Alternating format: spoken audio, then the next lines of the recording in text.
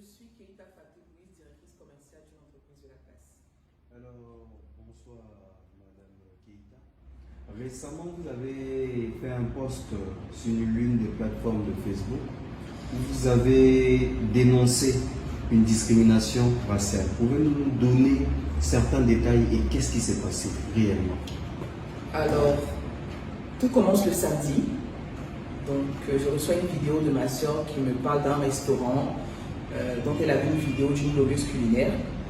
Elle m'envoie la vidéo, je regarde, effectivement, je suis aussi attirée par le restaurant parce que je trouve le cadre assez beau, assez paisible et tout. Donc, je lui dis, pourquoi pas aller ce soir, donc dans la même journée du samedi. Donc, je vais récupérer mes soeurs, mais bien avant, on décide d'appeler le restaurant pour avoir des informations relatives à l'endroit, à la localisation et aux horaires aussi.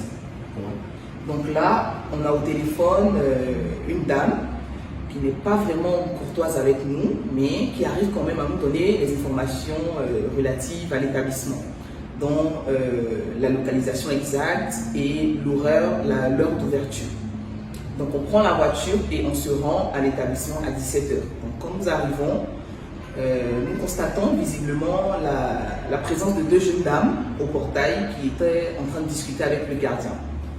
Donc là, on est un peu perplexe, on se dit, mais est-ce que le restaurant n'est pas fermé? Parce que si le restaurant est ouvert, pourquoi il y a des clients qui sont devant? Donc moi, j'approche poliment le gardien et je lui demande, bonsoir monsieur, le restaurant est fermé. Il me dit non, le restaurant n'est pas fermé, c'est juste que vous êtes en avance. Le restaurant ouvre à 17h30 et vous êtes à quelques minutes d'avance. Donc on se dit, ok, on va patienter, là les quelques minutes et puis après on rentrera dans l'établissement. Donc moi-même j'invite les deux dames qui étaient arrêtées au portail, les deux clientes, je les invite à s'installer dans la voiture avec nous le temps que voilà, le restaurant ouvre. Et à 17h30, le gardien, il vient nous appeler pour nous dire voilà, le restaurant est ouvert, vous pouvez rentrer. Donc on se dirige vers la rentrée, on accède même, et à l'entrée au portail, le vigile accoste ma soeur et il lui fait savoir que sa tenue n'est pas conforme à l'établissement.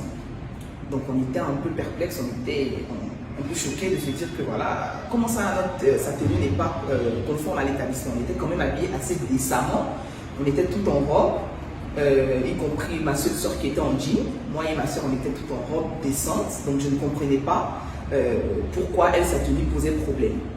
Donc là, il nous fait savoir que vu que c'est notre toute première fois d'arriver dans l'établissement, ils vont nous tolérer pour cette fois, mais la prochaine fois, il va falloir qu'on revoie notre accoutrement avant de venir dans le restaurant. Il n'y a pas de problème, on se dit ok, de toutes les manières, oui, allez-y. Est-ce que lorsque vous avez appelé oui.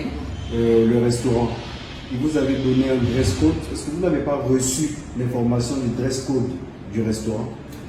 Non, nous n'avons reçu aucune information au niveau du dress code.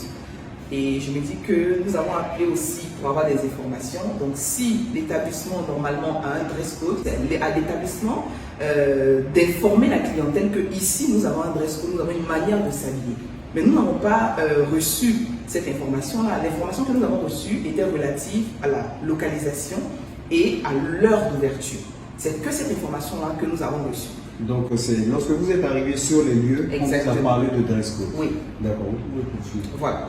Donc on s'est dit entre nous, ok, si notre style vestimentaire dérange, entre nous, voilà, entre sœurs, on s'est dit, ah, est-ce que ici on va revenir encore? Parce que nous on s'habille et puis on dit voilà. Enfin bref, donc on rentre dans le restaurant, on s'installe et il y a un serveur très poli, je tiens à le préciser, qui vient pour prendre la commande, pour qu'on puisse passer notre commande. Et c'est en ce moment-là qu'on commence à entendre des cris. Mais des cris, vraiment des hurlements en fait de personnes qui sont pas, d'une personne qui n'est pas vraiment contente, qui parle vraiment, qui crie. Donc là, je suis un peu curieux, je demande au serveur, je dis mais qui crie comme ça? Et là le serveur me dit on est vraiment désolé mais c'est la patronne même qui est en train de s'exprimer, c'est la patronne même qui crie comme ça.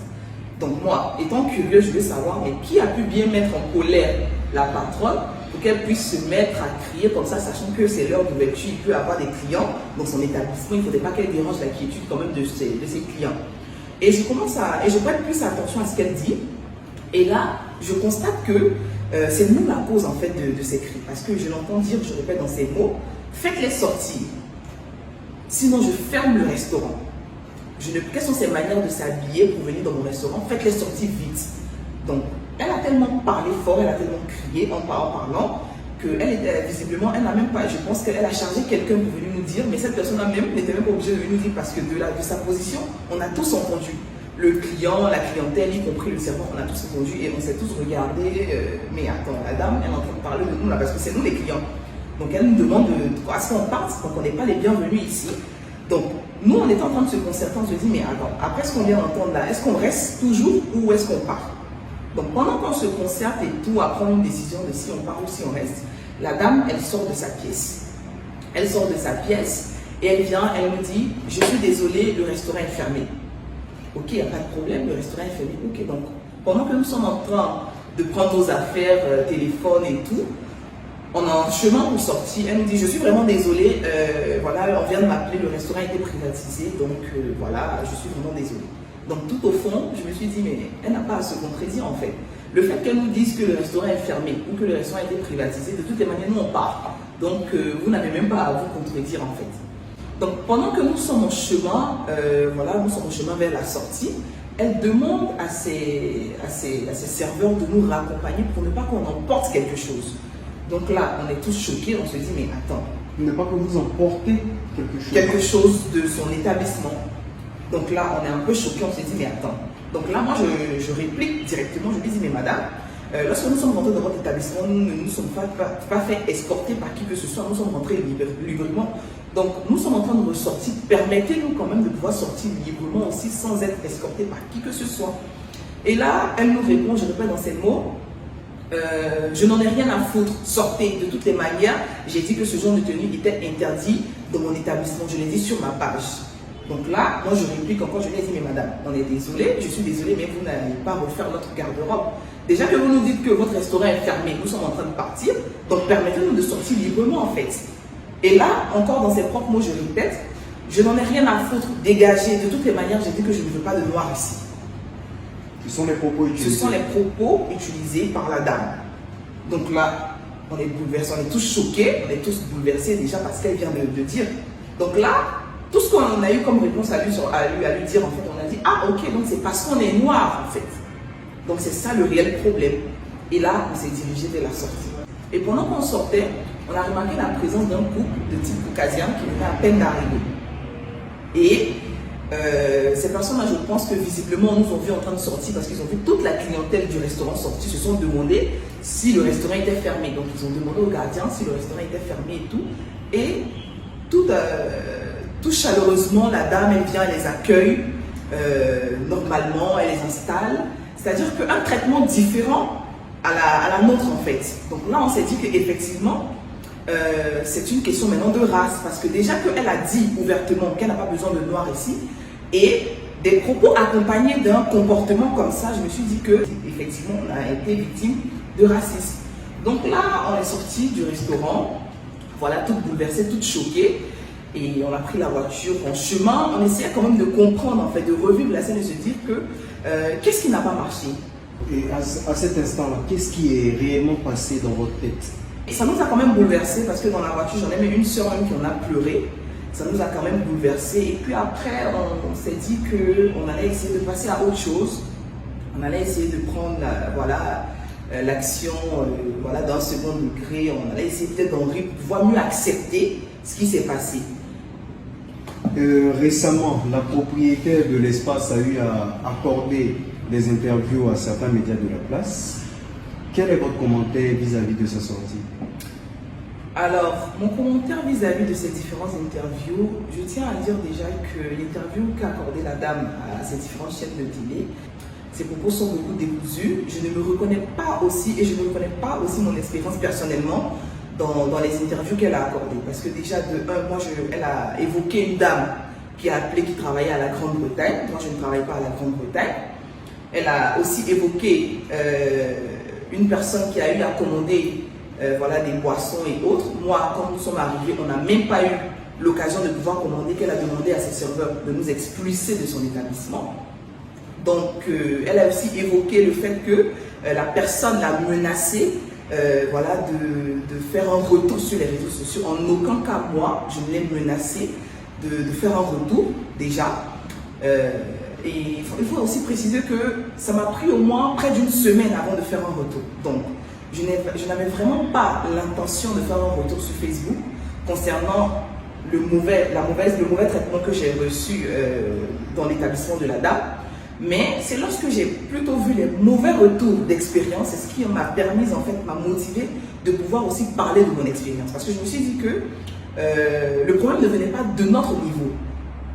Le problème venait du niveau de la dame et de son établissement. Donc c'est ce qui m'a permis de libérer la parole, de pouvoir parler aussi de mon expérience. Donc si vous pouvez remarquer sur la plateforme, c'est ma toute première fois que je fais un retour d'expérience, que ça soit de manière positive ou négative. Je n'ai jamais fait de retour sur un quelconque établissement ou sur un quelconque produit, c'est ma toute première fois. Et j'ai tenu parce que j'ai vu de mauvais retours déjà. Le mauvais retour déjà du monsieur qui a parlé de son expérience. C'est ce retour-là même qui m'a motivé aussi à parler de mon retour d'expérience. Parce que si vous lisez bien mon texte, je l'ai bien dit que c'est le retour-là qui m'a motivé. C'est ce retour que j'ai vu hier qui m'a motivé moi aussi à parler de ma mauvaise expérience que j'ai eue dans cet établissement.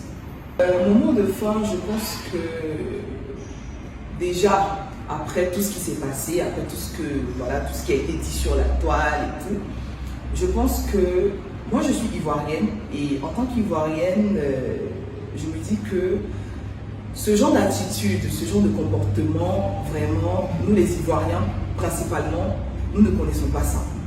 C'est ma toute première fois que je suis victime de racisme. Et je me dis que je ne pouvais pas peut-être imaginer, même dans mes pires cauchemars, à en être une victime.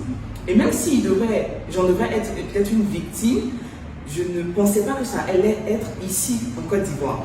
Je m'imaginais peut-être être victime de racisme dans un autre pays, mais pas parmi les miens, pas parmi mes frères et sœurs ivoiriens, pas ici en Côte d'Ivoire. Je suis vraiment choquée, jusqu'à présent, des propos qu'a tenus la dame vis-à-vis de nous. Je suis toujours sur le choc, mais je tiens à dire aussi qu'il ne faudrait pas qu'on essaie de justifier l'acte qu'a été posé. Non.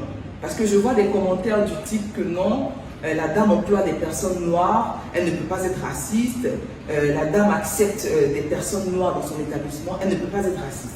Si les personnes ont eu de bonnes expériences dans son établissement, tant mieux pour vous, car moi-même je ne vous souhaite pas aussi d'en être une victime. Mais ce jour-là, nous avons été une victime et je pense que si nous décidons de dénoncer, ne faites pas de vos bons retours un alibi pour justifier le racisme que nous avons vécu.